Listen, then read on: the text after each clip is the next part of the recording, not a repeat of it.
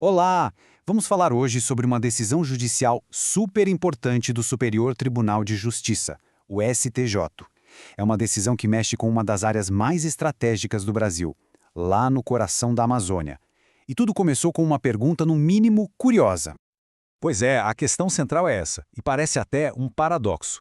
Pensa só, uma venda, feita aqui dentro do Brasil, de um estado para outro, pode ser tratada como se fosse uma exportação para fora do país, pelo menos para fins de imposto?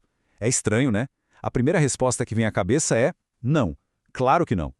Mas aí é que está a virada na história. Quando o assunto é a Zona Franca de Manaus, o STJ bateu o martelo e disse de forma definitiva: sim, pode. E essa resposta, olha, encerra uma briga de décadas, trazendo finalmente uma clareza para as empresas que trabalham lá na região. Ok, então vamos mergulhar nisso. E olha, não foi uma decisão apertada, dividida, nada disso. Foi unânime. O tribunal inteiro concordou, colocando um ponto final nesse debate que se arrastava entre as empresas e a Receita Federal. Mas e o que eles decidiram exatamente?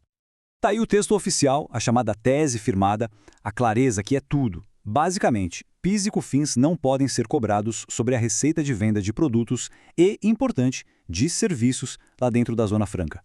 E não importa se a venda é para outra empresa ou para uma pessoa física, é uma proteção bem ampla. Só para a gente ficar na mesma página, PIS e COFINS são tributos federais gigantes no Brasil, que incidem direto na receita das empresas. Então, quando a gente fala que uma empresa está isenta deles, estamos falando de uma economia enorme de dinheiro, um baita incentivo para se instalar e operar na região. Mas por que Manaus? Por que essa área tem esse tratamento todo especial? A resposta está na própria ideia da Zona Franca de Manaus, a ZFM. Ela não é só mais uma cidade, não. É um projeto de desenvolvimento do país com muita história por trás. A Zona Franca de Manaus nasceu lá em 1977, com um objetivo muito claro: levar a indústria para uma parte bem isolada do Brasil. A importância dela foi tanta que a Constituição de 88 fez questão de proteger esse status especial.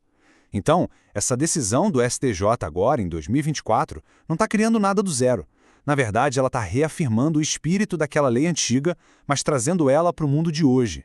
E aqui está o porquê de tudo isso. A ZFM existe para cumprir metas que estão na nossa Constituição, como diminuir as desigualdades entre as regiões do Brasil e atrair investimento. A lógica é a seguinte: o governo abre mão de impostos para tornar a região atraente e, em troca, espera que isso gere desenvolvimento social e ajude a proteger o meio ambiente. Uma tarefa gigantesca lá na Amazônia. Bom, essa disputa foi parar no STJ porque existiam duas formas completamente diferentes de ler a mesma lei. De um lado, a Receita Federal, com uma visão mais dura, mais restrita; do outro, as empresas e, no fim, o próprio tribunal, com um olhar bem mais amplo sobre o assunto.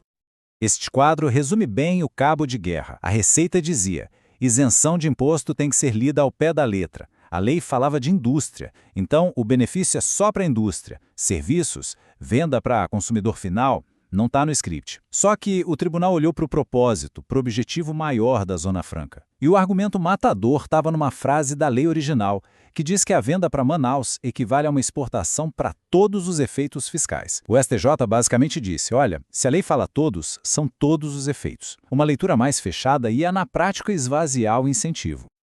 Então, como é que o tribunal construiu essa conclusão? Foi um passo a passo bem lógico. Primeiro, olharam o objetivo constitucional da ZFM.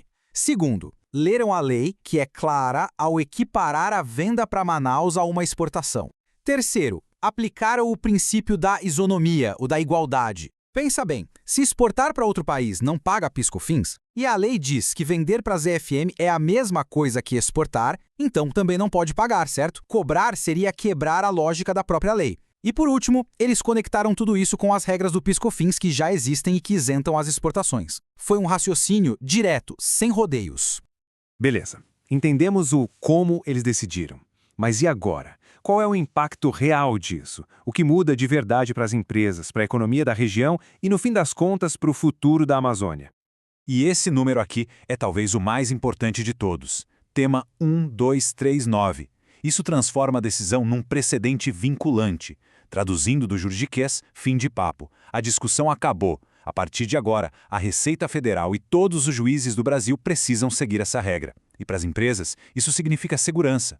A regra do jogo está clara, e com regra clara, é possível investir e planejar o crescimento na região.